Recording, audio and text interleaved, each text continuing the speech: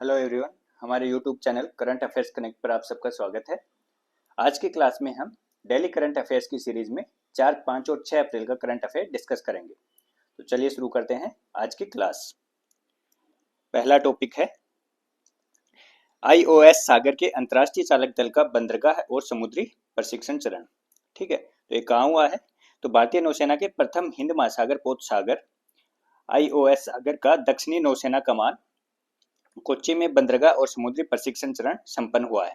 ठीक है, इसमें 9 मित्र विदेशी देशों के 44 अंतर्राष्ट्रीय प्रशिक्षकों ने बुनियादी नाविक गतिविधियों से लेकर अत्याधुनिक सिमुलेटर प्रशिक्षण तक के विशेष रूप से क्यूरेट किए गए प्रशिक्षण कैप्सूल में भाग लिया।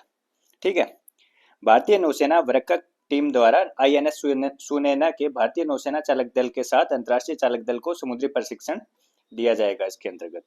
ठीक है, अगला टॉपिक है माउंट एवरेस्ट और माउंट कंचनजंगा के लिए भारतीय सेना के अभियान। तो 3 अप्रैल 2025 को रक्षा मंत्री राजनाथ सिंह द्वारा नई दिल्ली से माउंट एवरेस्ट, जिसकी ऊंचाई है 8848 मीटर, और माउंट कंचनजंगा 8586 मीटर के लिए अभियानों को हरी झंडी दी है।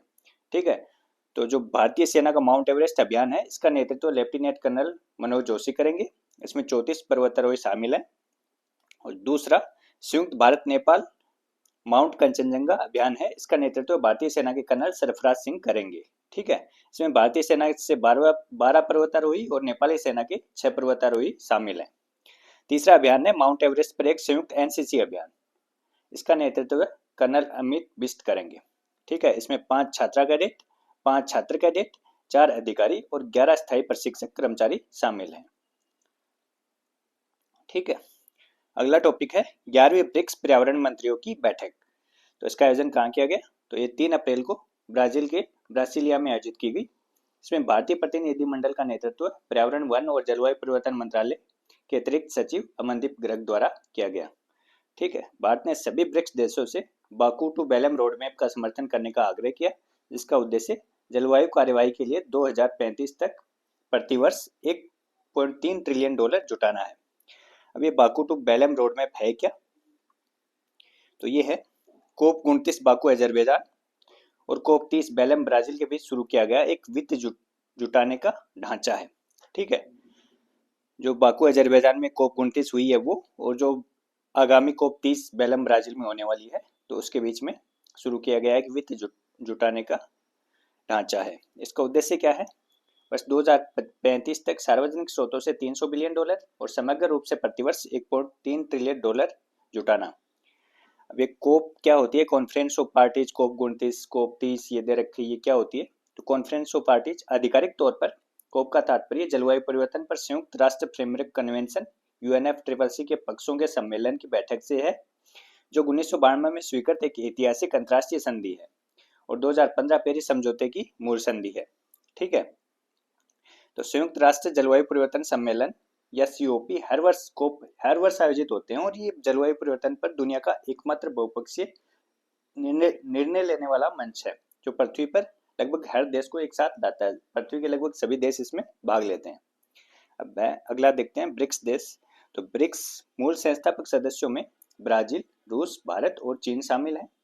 दक्षिण अफ्रीका इसमें 2010 में शामिल हुआ। ये ब्रिक्स टर्म है, ये एक अर्थशास्त्री हैं जिम ओनिल उनके द्वारा दी गई है। ठीक है, तो 2010 में इसमें दक्षिण अफ्रीका शामिल हो गया, और वर्ष 2024 में ईरान, संयुक्त अरब अमीरात, मिस्र और इथोपिया भी इसके सदस्य बन गए। ठीक है, और हाल ही में जनवरी 2025 में इसमें इंडोनेशिया आधिकारिक तौर पर शामिल हो गया है। तो अब इसमें टोटल 10 देश हो गए हैं। ठीक है, अगला टॉपिक है जल संसाधन जनगणना एप्लीकेशन और पोर्टल का शुभारंभ। तो ये कहाँ किया गया है? तो एक केंद्रीय जल शक्ति मंत्री CR पाटिल द्वारा नई दिल्ली में किया गया है, और इसका उद्देश्य क्या है? तो ये निम्नलिखित जनगणना योजनाओं में सहायक होगा। कौन कौन सी? एक तो 7वीं लघु सिंचाई जनगणना, जल निकायों की दूसरी जनगणना, झरनों की पहली जनगणना और प्रमुख और मध्यम सिंचाई परियोजनाओं की पहली जनगणना, इसमें ये सहायक होगा।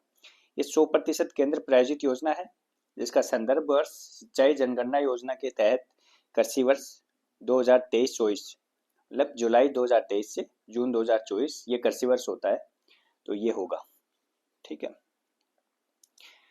आगे है इसी के अंतर्गत एक वेब आधारित जलाशय भंडारण निगरानी प्रणाली है, उसके लिए भी एक पोर्टल लॉन्च किया गया है जल शक्ति मंत्री द्वारा। तो अगला टॉपिक है कर्नाटपिया को जीआई टैग। तो ये क्या है? ये केरल की पारंपरिक जनजातीय चटाई है, कंडिपिया। तो ये केरल की पारंपरिक जनजातीय चटाई है, इसको जीआई टैग मिला है हाल में। तो ये जीआई टैग प्राप्त करने वाला केरल का पहला आदिवासी हस्तशिल्प उत्पाद है। ठीक है। कंडिपिया का शाब्दिक अर्थ होता है दर्पण चटाई, जो इसके अनूठे परावर्तक पैटर्न से लिया गया है। जो इसका पैटर्न है, इससे इसका नाम लिया गया है। ईख बांस की नरम आंतरिक परतों से बनी ये चटाई अपने अनूठे गुणों, सर्दियों के दौरान गर्म और गर्मियों के दौरान ठंडी, इसके लिए प्रसिद्ध है। ये सर्दियों में गर्म रहती है और गर्मियों में ठंडी रहती है। ठीक है। तो इस चीज के लिए ये प्रसिद्ध है। और केरल के इडुक्की, त्रिशूर, एर्नाकुलम और पलक्कड़ जिलों के आदिवासी समुदायों, मुख्य रूप से ओराली, मन्नान, मुथुआ, मलायन, उल्लादन और कादर द्वारा इसको तैयार किया जाता है। इस तरह की ये दिखती है। ठीक है। अगला है वारंगल चपाता मिर्च को जीआई टैग। तो ये कहाँ का है? तो ये तेलंगाना का 18वां जीआई टैग वाला उत्पाद है। और बंगनापल्ली आम और तंदूर रेड ग्राम के बाद तीसरा कस्सी जीआई टैग वाला उत्पाद है। ठीक है। तो तेलंगाना की है चपाता मिर्च, वारंगल चपाता मिर्च। चमकीले रंग और गोल आकार के कारण इसको टमाटर मिर्च भी कहा जाता है। इसका आकार गोल होता है और कलर होता है वो चमकीला होता है, इसलिए इसको टमाटर मिर्च भी कहते हैं। कम तीखी होती है, लेकिन इसमें मौजूद कैप्सिकम ओलियोज रेसिन गुणों के कारण इसका रंग चमकीला लाल होता है और इसका स्वाद भी बहुत अच्छा होता है। वारंगल चपाता मिर्च के 3 प्रकार होते हैं, जैसे सिंगल पट्टी, डबल पट्टी और ओडालू। ये इसके 3 टाइप हैं। और इसकी खेती जमीकुटा मंडल के नगरम गांव में 80 वर्षों से अधिक समय से की जा रही है। ठीक है। और इसकी जो अनूठी विशेषताएं हैं वो किसकी वजह से हैं? तो वो इस क्षेत्र की लाल और काली मिट्टी है उसकी वजह से हैं। तो किसी दूसरे क्षेत्र में इसको नहीं उगाया जा सकता। अब आगे देखते हैं भौगोलिक संकेतक या जीआई टैग होते क्या है। तो जीआई टैग एक बौद्धिक संपदा लेबल है जो किसी उत्पाद की उत्पत्ति और गुणवत्ता को उसके भौगोलिक स्रोत के आधार पर प्रमाणित करता है कि कहाँ पे वो पैदा किया गया है, कहाँ पे उगाया गया है, उसका प्रोडक्शन कहाँ पे हुआ है। ठीक है। और भारत में जीआई टैग वस्तुओं के भौगोलिक संकेतक पंजीकरण और संरक्षण अधिनियम 1999 द्वारा शासित होते हैं। और इसको जारी करने वाला प्राधिकरण कौन है? तो वो है वाणिज्य और उद्योग मंत्रालय के उद्योग संवर्धन एवं आंतरिक व्यापार विभाग के अंतर्गत भौगोलिक संकेतक रजिस्ट्री इसको जारी करती है। जीआई टैग देता कौन है? तो ये भौगोलिक संकेतक रजिस्ट्री है, ये इसको देती है। भारत में पहला जीआई टैग वर्ष 2004-05 में दार्जिलिंग चाय को मिला था। ठीक है। सबसे पहले दार्जिलिंग चाय को मिला था। और हाल ही में जो जीआई टैग दिए गए हैं वो देख लेते हैं कौन कौन से हैं। तो वर्ष 2024 में बनारस ठंडाई, ये यूपी की है। और असम बिहू डोल, ये असम का है, इसको 2024 में इन दोनों को जीआई टैग मिला है। अगला टॉपिक है राष्ट्रीय युवा पुरस्कार वर्ष 2021-22 और 22-23 के लिए। ठीक है। 21-22 और 22-23 के लिए एक साथ दिए गए हैं। ये 3 अप्रैल को विकासशील भारत युवा संसद के अवसर पर केंद्रीय युवा मामले एवं खेल तथा श्रम एवं रोजगार मंत्री डॉक्टर मनसुख मंडाविया द्वारा प्रदान किए गए हैं। ठीक है। तो ये 2 कैटेगरी में दिए जाते हैं, व्यक्तिगत और संगठन, 2 श्रेणियों में दिए जाते हैं। और दोनों में टोटल दोनों वर्षों के लिए 24 राष्ट्रीय युवा पुरस्कार दिए गए हैं। ठीक है। वर्ष 2021-22 के लिए व्यक्तिगत श्रेणी में कुल 11 पुरस्कार दिए गए हैं व्यक्तिगत श्रेणी में। और 22-23 के लिए कुल 13 पुरस्कार दिए गए हैं, व्यक्तिगत श्रेणी में 12 पुरस्कार और संगठन श्रेणी में 1 पुरस्कार। ठीक है। तो इन सब का नाम अपने को याद रखने की जरूरत नहीं है। आगे है, चलो इसमें देख लेते हैं। राष्ट्रीय युवा पुरस्कार 2021-22 में व्यक्तिगत, तो ये डॉक्टर महेंद्र मीणा राजस्थान को मिला है 21-22 के लिए। और जो संगठन श्रेणी वाला 2022-23 का पुरस्कार है, तो राष्ट्रीय युवा पुरस्कार 2022-23 संगठन वो मिला है लेट्स बी द चेंज, ये कर्नाटक का संगठन है। तो ये आप थोड़ा ध्यान में रख लीजिए, let's be the change Karnataka. अगला है विकसित भारत युवा संसद पुरस्कार 2025। तो 3 अप्रैल को विकासशील भारत युवा संसद के अवसर पर केंद्रीय युवा मामले एवं खेल तथा श्रम एवं रोजगार मंत्री डॉक्टर मनसुख मंडाविया द्वारा प्रदान किए गए हैं। तो किन किन को मिले हैं ये? तो सर्वश्रेष्ठ उद्घाटन वक्ता पुरस्कार ये धीरेन्द्र सिंह उत्तर प्रदेश के, इनको मिला है। सर्वश्रेष्ठ पर्सन के लिए हर्षिता शर्मा राजस्थान को मिला है।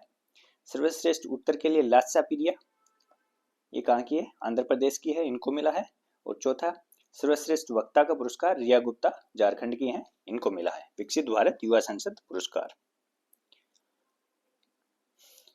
ठीक है, तो ये यूथ पार्लियामेंट का आयोजन संसद भवन नई दिल्ली में हुआ था, तो उसके अवसर पर ये पुरस्कार दिए गए हैं। अगला टॉपिक है 7वीं India Japan maritime affairs dialogue. तो ये कहाँ आयोजित हुए हैं अभी, तो 2 अप्रैल को टोक्यो जापान में आयोजित हुए हैं, और इसमें भारतीय प्रतिनिधि मंडल का नेतृत्व विदेश मंत्रालय की संयुक्त सचिव मुआनबुई सयावी ने किया। ठीक है, जबकि जापानी प्रतिनिधि मंडल है उसका नेतृत्व एशियाई एवं महासागरीय मामलों के ब्यूरो के उप महानिदेशक और उप सहायक मंत्री काशिवाबारा युताका ने किया है। ठीक है, तो इसका आयोजन जापान टोक्यो में हुआ है 2 अप्रैल को। यून सुक योल, तो ये दक्षिण कोरिया के राष्ट्रपति हैं, यून सुक योल। ठीक है, तो इनको संवैधानिक न्यायालय ने पद से हटाने का आदेश दे दिया है। ठीक है, न्यायालय ने पिछले वर्ष उनके द्वारा लगाए गए अल्पकालिक मार्शल लॉ के संबंध में संसद के महाभियोग प्रस्ताव को बरकरार रखा और उनको पद से हटा दिया, उनके पद से हटाने का आदेश दे दिया है। तो देश के संविधान के अनुसार यून के पद से हटाए जाने के 60 दिनों के भीतर राष्ट्रपति चुनाव कराना आवश्यक है। तो ये कहाँ के पूर्व राष्ट्रपति हैं? यून सुक येओल, दक्षिण कोरिया के। अगला टॉपिक है हंगरी ने अंतर्राष्ट्रीय अपराध न्यायालय से अपना नाम वापस लिया। ठीक है, तो ऐसा करने वाला पहला यूरोपीय संघ राष्ट्र है, यूरोपियन यूनियन का पहला राष्ट्र है हंगरी, आईसीसी से अपना नाम वापस लेने वाला। इसकी घोषणा इजराइल के नेता बेंजामिन नेतन्याहू के हंगरी की राजकीय यात्रा पर पहुंचने के कुछ घंटों बाद की गई। नेतन्याहू आईसीसी की गिरफ्तार वारंट के तहत वांछित है, उनके खिलाफ अरेस्ट वारंट निकाल रखा है आईसीसी ने। और हंगरी के प्रधानमंत्री विक्टर ओरबन। ठीक है, विक्टर ओरबन हंगरी के प्रधानमंत्री है। अब देखते हैं अंतर्राष्ट्रीय आपराधिक न्यायालय क्या है, आईसीसी। तो इसकी स्थापना 17 जुलाई 1998 को एक अंतर्राष्ट्रीय समझौते रोम संधि के तहत की गई। ठीक है, और ये समझौता लागू कब हुआ? तो 1 जुलाई 2002 को लागू हुआ। और विश्व के कुछ सबसे जघन्य अपराधों के दोषियों को जवाबदेह ठहराने के लिए इसकी स्थापना की गई है। ये एकमात्र स्थायी अंतर्राष्ट्रीय आपराधिक न्यायाधिकरण है।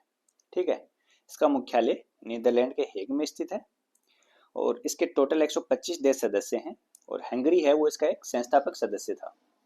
ठीक है, चीन, भारत, इजराइल, रूस और संयुक्त राज्य अमेरिका इसके सदस्य नहीं है। तो भारत भी इसका सदस्य नहीं है। चीन, भारत, इजराइल, रूस और संयुक्त राज्य अमेरिका इसके सदस्य नहीं है। और ये संयुक्त राष्ट्र का संगठन नहीं है, यद्यपि संयुक्त राष्ट्र के साथ इसका सहयोग समझौता है। ठीक है, अगला टॉपिक है एन चंद्रशेखरन। ये टाटा सन्स के चेयरमैन है, एन चंद्रशेखरन। इनको उद्यमिता एवं विकास पर अंतर्राष्ट्रीय मुद्रा कोष के प्रबंध निदेशक की सलाहकार परिषद में शामिल किया गया है। आईएमएफ की उद्यमिता एवं विकास पर प्रबंध निदेशक की सलाहकार परिषद होती है, उसमें इनको मेंबर बनाया गया, शामिल किया गया। और ये भारतीय रिजर्व बैंक बोर्ड के सदस्य भी हैं।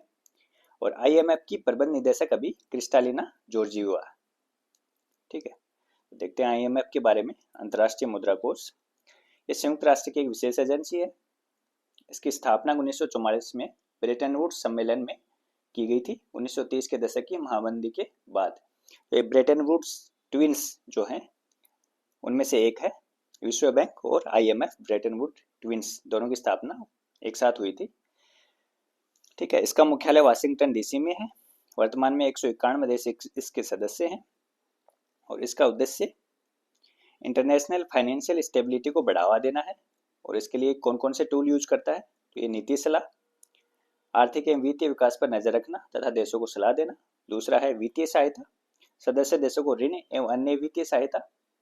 ठीक है, तो 1991 में जो भारत में उदारीकरण हुआ था तो इसके पीछे भी आईएमएफ ही था, उनकी कंडीशन थी, तो उनको फुलफिल करने के लिए वो किया गया था। ठीक है, तीसरा है क्षमता विकास, सरकारों को सुदृढ़ आर्थिक नीतियों के कार्यान्वयन में सहायता के लिए तकनीकी सहायता और प्रशिक्षण। तो ये 3 टूल है जिनके थ्रू ये इंटरनेशनल फाइनेंशियल स्टेबिलिटी को सुनिश्चित करता है। अगला टॉपिक है मिताथल और तिग्राना हड़प्पा स्थल। तो हरियाणा सरकार ने भिवानी जिले में 4400 वर्ष से अधिक पुरानी हड़प्पा सभ्यता के 2 स्थलों को संरक्षित स्मारक एवं पुरातात्विक स्थल घोषित किया है।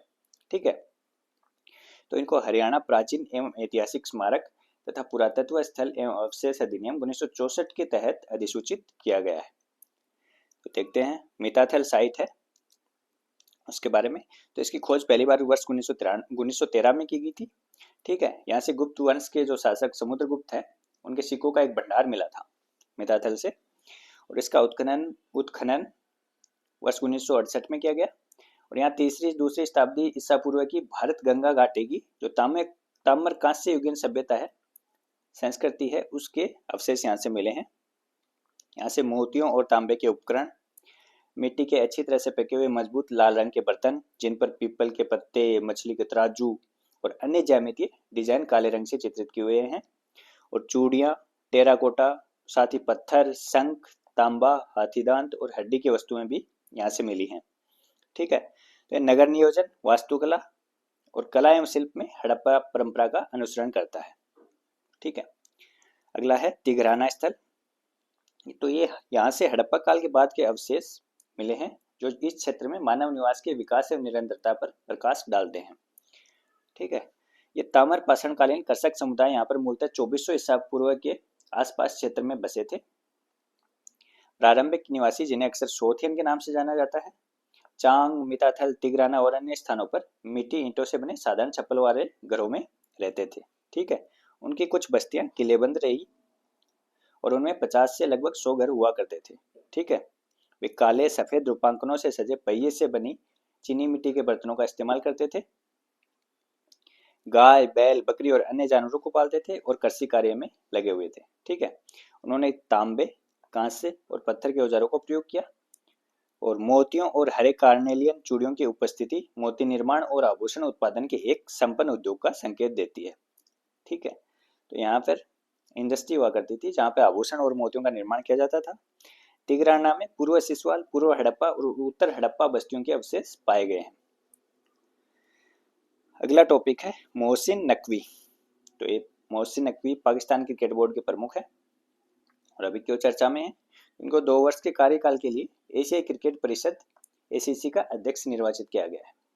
इन्होंने श्रीलंका क्रिकेट के प्रमुख सम्मी सिल्वा का स्थान लिया है। मोहसिन नकवी ACC के अध्यक्ष निर्वाचित किए गए। अगला है मनोज कुमार। तो देशभक्ति से ओतप्रोत भूमिकाओं के लिए मशहूर अभिनेता और निर्देशक मनोज कुमार का निधन हो गया। ठीक है, इनको भारत कुमार के नाम से भी जाना जाता था और इनकी कुछ प्रमुख फिल्में उपकार, पूरब और पश्चिम, शहीद, रोटी कपड़ा और मकान ये हैं। और इनको पद्मश्री और दादा साहब फाल्के पुरस्कार से सम्मानित किया गया था। अगला टॉपिक है 6वें बिम्स्टेक बहुक्षेत्रीय तकनीकी और आर्थिक सहयोग के लिए बंगाल के खाड़ी पहल शिखर सम्मेलन। ठीक है, तो इसका 6वां शिखर सम्मेलन है। इसका आयोजन 4 अप्रैल को थाईलैंड के बैंकॉक में किया गया। ठीक है, इसकी थीम बिम्स्टेक समृद्ध, लचीला और खुला है। BIMSTEC prosper, resilient and open, तो ये इसकी थीम थी। अब देखते हैं इसके अंतर्गत प्रमुख परिणाम। तो ये कारोबार के लिए एक बिम्स्टेक चैम्बर ऑफ कॉमर्स की स्थापना की घोषणा की गई है। हर साल बिम्स्टेक बिजनेस समिट का आयोजन किया जाएगा और बिम्स्टेक क्षेत्र में स्थानीय मुद्रा में व्यापार की संभावनाओं पर एक व्यवहार्यता अध्ययन किया जाएगा। ठीक है, IT के क्षेत्र में डिजिटल सार्वजनिक अवसंरचना के अनुभव को साझा करने के लिए बिम्स्टेक देशों की जरूरतों को समझने के लिए एक पायलट अध्ययन किया जाएगा और बिम्स्टेक क्षेत्र में UPI और भुगतान प्रणालियों के बीच में कनेक्टिविटी स्थापित की जाएगी। तीसरा है शमन, आपदा और प्रबंधन। तो आपदा प्रबंधन, राहत और पुनर्वास में सहयोग के लिए भारत में आपदा प्रबंधन के लिए बिम्स्टेक उत्कृष्टता केंद्र की स्थापना की जाएगी। कहाँ की जाएगी? भारत में। आपदा प्रबंधन के लिए बिम्स्टेक उत्कृष्टता केंद्र की स्थापना भारत में की जाएगी। ठीक है, और वर्ष 2025 में ही भारत में बिम्स्टेक आपदा प्रबंधन प्राधिकरणों के बीच 4था संयुक्त अभ्यास भी आयोजित किया जाएगा। ये भी भारत में आयोजित होगा। ठीक है, अगला है सुरक्षा। तो गृह मंत्रियों के तंत्र की पहली बैठक आयोजित की जाएगी। इसके अंतर्गत 5वां है अंतरिक्ष क्षेत्र में। तो बिम्स्टेक देशों के लिए जनशक्ति प्रशिक्षण, नैनो उपग्रहों के निर्माण और प्रक्षेपण और रिमोट सेंसिंग डेटा के उपयोग के लिए ग्राउंड स्टेशन स्थापित करना। इसके तहत हर साल बिम्स्टेक देशों के 300 युवाओं को भारत में प्रशिक्षण दिया जाएगा। कितने युवाओं को? 300 युवाओं को भारत में प्रशिक्षण दिया जाएगा। ठीक है, अगला है भारत के वानिकी अनुसंधान संस्थान में बिम्स्टेक छात्रों को छात्रवृत्ति और नालंदा विश्वविद्यालय में छात्रवृत्ति योजना का विस्तार किया जाएगा। ठीक है, 7वां है बिम्स्टेक देशों के युवा राजनयिकों के लिए हर साल प्रशिक्षण कार्यक्रम आयोजित होंगे। 8वां है टाटा मेमोरियल सेंटर बिम्स्टेक देशों में कैंसर देखभाल में प्रशिक्षण और क्षमता निर्माण का समर्थन करेगा। ठीक है, 9वां है पारंपरिक चिकित्सा में अनुसंधान और प्रसार के लिए उत्कृष्टता केंद्र की स्थापना की जाएगी। ठीक है। अगला है किसानों के लाभ के लिए ज्ञान और सर्वोत्तम प्रथाओं, अनुसंधान और क्षमता निर्माण के आदान प्रदान के लिए भारत में एक उत्कृष्टता केंद्र स्थापित किया जाएगा। तो किसानों के लिए कहाँ किया जाएगा सेंटर ऑफ एक्सीलेंस स्थापित, ये भी भारत में किया जाएगा। ठीक है। अगला है ऊर्जा क्षेत्र। तो बेंगलुरु में बिम्स्टेक ऊर्जा केंद्र ने काम करना शुरू कर दिया है। तो ये कहाँ स्थापित है, बेंगलुरु में, भारत में बिम्स्टेक ऊर्जा केंद्र। ठीक है। और इलेक्ट्रिक ग्रिड इंटरकनेक्शन पर काम जारी है। अगला है युवा जुड़ाव। तो इस वर्ष बिम्स्टेक युवा नेताओं का शिखर सम्मेलन आयोजित किया जाएगा और बिम्स्टेक हैकेथॉन और युवा पेशेवर आगंतुकों का कार्यक्रम शुरू किया जाएगा और वर्ष 2027 में पहले बिम्स्टेक खेलों की मेजबानी की जाएगी। कब की जाएगी, 2027 में पहले बिम्स्टेक खेलों की मेजबानी की जाएगी। अगला है संस्कृति। तो इस वर्ष भारत में बिम्स्टेक पारंपरिक संगीत महोत्सव आयोजित किया जाएगा। कहाँ आयोजित किया जाएगा, ये भारत में आयोजित किया जाएगा। ठीक है। लास्ट पॉइंट है कनेक्टिविटी, क्षमता निर्माण, अनुसंधान, नवाचार और समुद्री नीतियों में समन्वय बढ़ाने के लिए भारत में सतत समुद्री परिवहन केंद्र की स्थापना। ये भी कहाँ की जाएगी, ये भी भारत में की जाएगी, सतत समुद्री परिवहन केंद्र की स्थापना। तो देख लेते हैं बहुक्षेत्रीय तकनीकी और आर्थिक सहयोग बिम्स्टेक के लिए बंगाल की खाड़ी पहल। तो क्या है बिम्स्टेक, तो ये बंगाल की खाड़ी क्षेत्र के देशों का एक संगठन है। मूल रूप से 1997 में BISTEC बांग्लादेश, भारत, श्रीलंका और थाईलैंड आर्थिक सहयोग के रूप में इसका गठन किया गया था। बाद में इसमें म्यांमार शामिल हो गया, उसके बाद में BIMSTEC बन गया ये, और 2004 में नेपाल और भूटान के शामिल करने के बाद ये बिम्स्टेक बन गया। तो इसमें टोटल 7 देश हैं। ठीक है। इस क्षेत्र में लगभग 1.8 बिलियन लोग रहते हैं, जो वैश्विक आबादी का लगभग 22% है और इसका संयुक्त सकल घरेलू उत्पाद है वो 3.6 ट्रिलियन अमेरिकी डॉलर है। ठीक है। इसका मुख्य उद्देश्य बंगाल की खाड़ी से सटे देशों के बीच आर्थिक सहयोग को बढ़ावा देना है। तो बिम्स्टेक सचिवालय की कहाँ स्थापित किया गया है, तो ये बांग्लादेश के ढाका में है और इनके महासचिव अभी इंद्रमणि पांडे हैं जो भारत के हैं। ठीक है। अगला टॉपिक है प्रधानमंत्री मोदी की थाईलैंड यात्रा। तो प्रधानमंत्री मोदी 3 से 4 अप्रैल तक थाईलैंड की यात्रा पर रहे, जहां उन्होंने बिम्स्टेक सम्मेलन में भी भाग लिया। तो इस दौरान थाईलैंड की प्रधानमंत्री पैतोंगतान सिनवात्रा द्वारा पाली में त्रिपिटक की एक प्रति प्रधानमंत्री को भेंट की गई पाली भाषा में। ठीक है। प्रधानमंत्री ने थाई रामायण, जिसको रामकीन कहा जाता है, ठीक है, उसका प्रदर्शन भी वहां पे देखा। ये इसके परिणाम है, ये कोई इंपॉर्टेंट नहीं है, आगे देखते हैं। नया पंबन रेल पुल। ठीक है। तो इसका उद्घाटन 6 अप्रैल को प्रधानमंत्री नरेंद्र मोदी द्वारा किया गया है। ये भारत का पहला वर्टिकल लिफ्ट रेलवे समुद्री पुल है। वर्टिकल लिफ्ट रेलवे समुद्री पुल है। ठीक है। इसका निर्माण रेल विकास निगम लिमिटेड द्वारा किया गया है, RVNL द्वारा इसका निर्माण किया गया है और ये तमिलनाडु में स्थित रामेश्वरम को मुख्य भूमि से जोड़ने वाला पुल है। ठीक है। तमिलनाडु के रामेश्वरम में स्थित है और ये रामेश्वरम को मुख्य भूमि से जोड़ने वाला पुल है। ठीक है। इसकी लंबाई 2.808 किलोमीटर है। इसमें 99 स्पेन है और ये 72.5 मीटर का वर्टिकल लिफ्ट स्पेन है। ठीक है। जो 17 मीटर की ऊंचाई तक उठता है, 17 मीटर तक ये ऊपर उठ जाता है वर्टिकली। ठीक है। जिससे बड़े जहाज इसके नीचे से गुजर सकेंगे और जंग से बचाने के लिए इसमें विशेष पॉलीसिलोक्सेन कोटिंग का प्रयोग किया गया है। ये देखिए, ये वर्टिकली यहाँ से ऊपर उठ जाता है और इसके नीचे से जहाज चले जाते हैं यहाँ से। ठीक है। तो ये था पंबन पुल। अगला है अंतर संसदीय संघ की 150वीं बैठक। तो इसका आयोजन 5 से 9 अप्रैल तक ताशकंद उज्बेकिस्तान में किया जा रहा है। ठीक है। और भारत के संसदीय प्रतिनिधि मंडल का नेतृत्व लोकसभा अध्यक्ष ओम बिरला इसमें करेंगे। ठीक है। अब देख लेते हैं अंतर संसदीय संघ IPU है क्या। तो ये राष्ट्रीय संसदों का एक वैश्विक संगठन है। वर्ष 1889 में संसदीय कूटनीति और संवाद के माध्यम से शांति को बढ़ावा देने के लिए समर्पित सांसदों के एक छोटे समूह के रूप में शुरू हुआ यह संगठन अब 181 सदस्यों और 15 सहयोगी सदस्यों के साथ एक वास्तविक वैश्विक संगठन बन चुका है। तो अभी इसके 181 सदस्य हैं और 15 सहयोगी सदस्य हैं। ठीक है। इसका मुख्यालय जिनेवा, स्विट्जरलैंड के जिनेवा में स्थित है। ठीक है। Inter parliamentary union. अगला है वाइब्रेंट विलेज प्रोग्राम सेकंड। केंद्रीय मंत्रिमंडल ने 2024-25 से 28-29 की अवधि के लिए 6,839 करोड़ रुपए के वित्तीय परिव्यय के साथ इसको मंजूरी दी है। ठीक है, ये केंद्रीय क्षेत्र की योजना है, 100% केंद्र द्वारा वित्त पोषित है, जो वीवीपी फेस्ट के अंतर्गत पहले से ही कवर की गई उत्तरी सीमाओं के अलावा अंतर्राष्ट्रीय भूमि सीमाओं के निकट रणनीतिक गांवों के व्यापक विकास पर केंद्रित है। ठीक है, इसका नोडल मंत्रालय भारत सरकार का गृह मंत्रालय है। ठीक है, इसका उद्देश्य है सीमावर्ती गांवों में जीवन की गुणवत्ता में वृद्धि करना, सीमावर्ती निवासियों के लिए आजीविका के अवसर सर्जित करना, स्थानीय लोगों को सीमा सुरक्षा बलों की आंख और कान के रूप में शामिल करके राष्ट्रीय सुरक्षा सुनिश्चित करना। ठीक है, और सीमा पार अपराधों पर अंकुश लगाना और सीमा अखंडता को बढ़ावा देना है। रणनीतिक क्षेत्रों में संपर्क और शासन को मजबूत करना, ये इसके उद्देश्य हैं।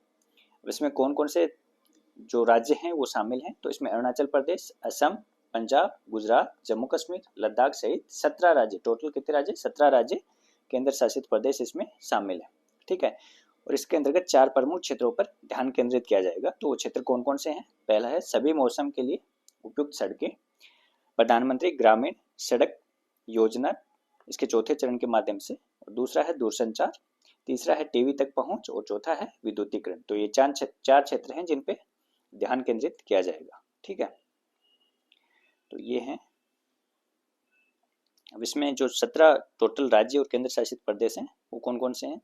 तो अरुणाचल प्रदेश, असम, बिहार, गुजरात, जे.एंड.के, लद्दाख, मणिपुर, मेघालय, मिजोरम, नागालैंड, पंजाब, राजस्थान, सिक्किम, त्रिपुरा, उत्तराखंड, उत्तर प्रदेश और पश्चिम बंगाल। तो ये इसके अंतर्गत शामिल हैं। ठीक है, वाइब्रेंट विलेज प्रोग्राम सेकंड के अंतर्गत। अगला है नौसेना कमांडरों का सम्मेलन 2025। ठीक है, तो ये 2 चरणों में आयोजित किया जाना है। इसका पहला चरण है वो 5 अप्रैल को कारवार में, और दूसरा चरण है वो 7 से 10 अप्रैल तक नई दिल्ली में आयोजित किया जाएगा। ये एक शीर्ष स्तरीय अर्धवार्षिक आयोजन है जो शीर्ष नौसेना कमांडरों के बीच महत्वपूर्ण रणनीतिक, परिचालन और प्रशासनिक मुद्दों पर विचार विमर्श करने की सुविधा प्रदान करता है। अगला टॉपिक है हंसा 3 एनजी। तो केंद्रीय मंत्री डॉक्टर जितेंद्र सिंह ने आधिकारिक तौर पर वाणिज्यिक पायलट लाइसेंसिंग के लिए स्वदेशी ट्रेनर एक एयरक्राफ्ट तकनीक का शुभारंभ किया है। ठीक है, और इस विमान के निर्माण में सहयोग के लिए निजी क्षेत्र को शामिल करने की भी घोषणा की है। ठीक है, तो हंसा 3 है वो ट्रेनर एयरक्राफ्ट है, और इसका निर्माण और विकास इसका विकास है वो CSIR वैज्ञानिक और औद्योगिक अनुसंधान परिषद, उसकी राष्ट्रीय एरोस्पेस प्रयोगशाला बेंगलुरु में है, उसके द्वारा इसका स्वदेशी रूप से इसको डिजाइन और विकसित किया गया है। ठीक है, अभी इसकी जो प्रौद्योगिकी का हस्तांतरण है वो Pioneer clean AIIMS private limited को किया गया है। ये इसका निर्माण करेगी। ठीक है, कॉमर्शियली रूप से इसका उत्पादन करेगी। और हंसा 3 एनजी 2 सीटों वाला ट्रेनर विमान है। ठीक है, हंसा 3 एनजी विमान एक डिजिटल डिस्प्ले ग्लास कॉकपिट प्रणाली से लैस है और एक उन्नत ईंधन कुशल रोटेक्स 912 ISC 3 स्पोर्ट्स इंजन द्वारा संचालित है। ठीक है, ये 620 समुद्री मील की सीमा, 7 घंटे तक ये हवा में रह सकता है और 98 समुद्री मील कैलिब्रेटेड एयर स्पीड की अधिकतम क्रूज गति के साथ उत्कृष्ट प्रदर्शन प्रदान करता है। तो ये ट्रेनर एयरक्राफ्ट है। ठीक है, अगला टॉपिक है DRDO और भारतीय सेना ने मध्यम दूरी की सतह से हवा में मार करने वाली मिसाइल के सेना संस्करण के 4 सफल उड़ान परीक्षण किए हैं। ठीक है, तो ये है MRSAM। ठीक है, medium range surface to air missile. तो इसके 4 सफल उड़ान परीक्षण भारतीय सेना के लिए किए गए हैं, आर्मी के लिए। तो 3 और 4 अप्रैल 2025 को ओडिशा के तट पर डॉक्टर APJ अब्दुल कलाम द्वीप से ये परीक्षण किए गए हैं। MRSAM को भारतीय सेना द्वारा उपयोग के लिए DRDO और इजराइल एरोस्पेस इंडस्ट्रीज द्वारा संयुक्त रूप से विकसित किया गया है। ठीक है, तो DRDO और इजराइल एरोस्पेस इंडस्ट्रीज द्वारा संयुक्त रूप से इसको विकसित किया गया है।